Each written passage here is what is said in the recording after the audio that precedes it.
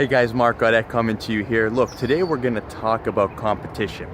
I want you to think for a second. Have you ever had that limiting belief where someone tell you that you shouldn't do something or you shouldn't start your business because there's too much competition?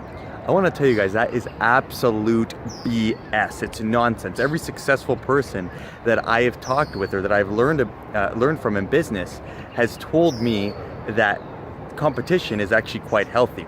So we're going to talk about two tips, two reasons why competition is necessary for you to actually be starting your business and why you should make sure there is competition before you start. The number one reason that you should start is, think about it this way. If there was only one phone carrier or phone provider in your area, like I'm in Toronto, we have Bell, we have Rogers, and a host of other ones. If there was only one, they could charge whatever they want. You would never have any options to go to another service provider, and there'd be no incentive for them to actually increase the quality of the service that they provide, because they wouldn't have to do anything. If you needed this service, they could charge whatever they want. They could have lousy customer service, and there would be no incentive for them to actually improve themselves. And remember, life's about growth. And if your business is always the same and you're not making any changes and growing, well, that's not really going to be exciting, is it?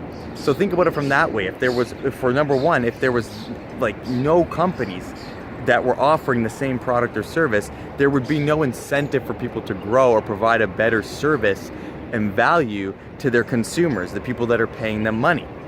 Right? So thankfully we have that competition with cell phone companies, for example, and television companies, right?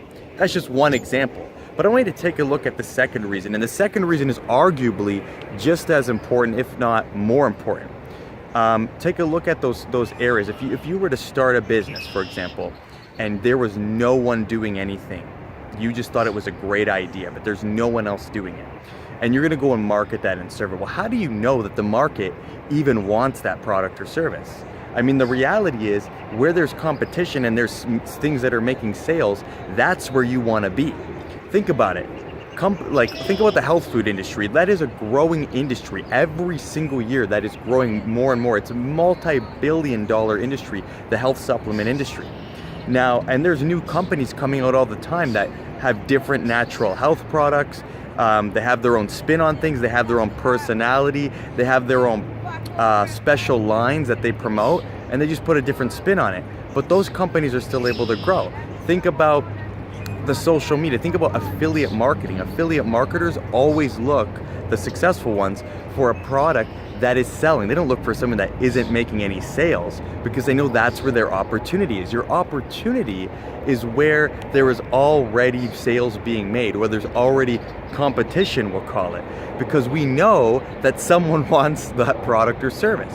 Think about it. If you're letting that hold you back from becoming a personal development or a speaker or a coach, and you're starting to look at Tony Robbins and Brendon Burchard and Les Brown and saying that, they have this covered, that I can't start my business because there's already so much competition there, are you crazy?